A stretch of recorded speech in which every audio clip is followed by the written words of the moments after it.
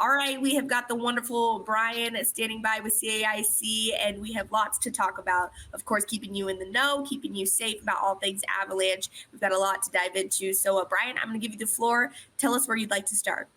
Yeah, let's start by looking at the trend in Avalanche activity over the last week. And so where we are as we head into the latter part of this work week is on this kind of downward trend of Avalanche activity since about February 8th. So you can see that this trend will continue until we add a little bit more snow and wind drifted snow, which is going to take place as we move into the latter part of this work week and into the weekend.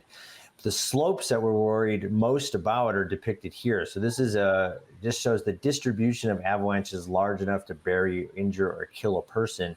And you can see why we are warning of slopes that face west through all the northerly aspects and on the east, because that is where the bulk of these large and dangerous avalanches have been taking place. And now, speaking of, large enough to bury or injure someone, sadly, we do have an incident that happened in Crested Butte, and I was wondering if you could touch a little bit on that and that incident that happened. Yeah, I mean, unfortunately, we've had a number of avalanche incidents just in the last week, including a couple full burials, broken femur. And then tragically on Sunday, we had a fatal avalanche accident near Crested Butte. And here's an image of what that slide looked like. And it's really fits the pattern of the kinds of avalanches we've been seeing around the state, where it's breaking underneath that recent storm snow 1 to 2 feet deep. Now, this piece of terrain is obviously quite steep, very rocky. And unfortunately, the skier triggered this avalanche, was washed over some of these rocks and into trees where he sustained injuries that he was not able to survive. But this is a really illustrative example of how the avalanches are breaking.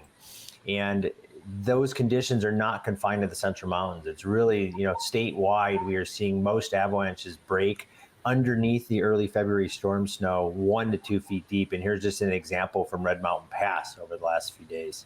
And so these are the kinds of avalanches that are going to be worrisome for backcountry travelers on especially steep slopes, over about 35 degrees as we move into the last part of the week, this work week and into the weekend.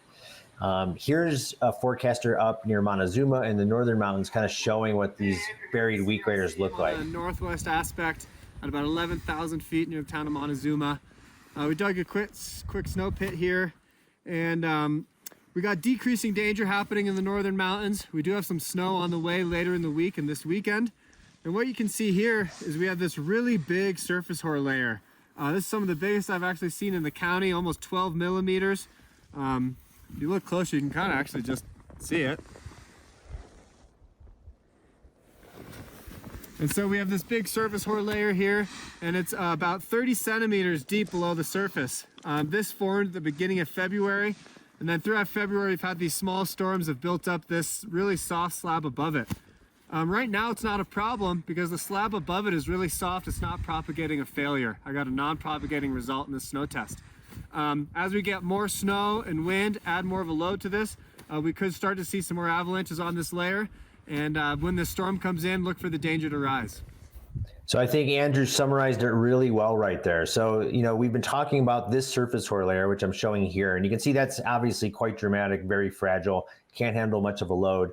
Not everywhere has this same exact weak layer, and the exact weak layer matters less than the depth. So again, the weak layers are on these west through north through east aspects, 1 to 2 feet deep.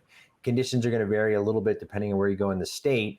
But you can see here we can expect an uptick in avalanche danger as this storm, the latter part of this work week and into this weekend, really adds some snow with the bullseye on the park range north of Steamboat. And it's the potential we get enough snow up there as we head into the weekend, and we might even see high avalanche danger and watches and warnings. But the bottom line is watch for increasing avalanche danger in the north. In the rest of the state, we still have those weak layers buried, 1 to 2 feet deep. They're going to remain ripe for human-triggered avalanches, particularly in really steep terrain.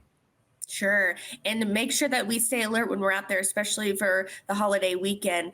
People are going to want to get out and get excited and hit the backcountry. And like always, want to make sure we stay safe and alert. So go ahead and tell us where we should go to get those.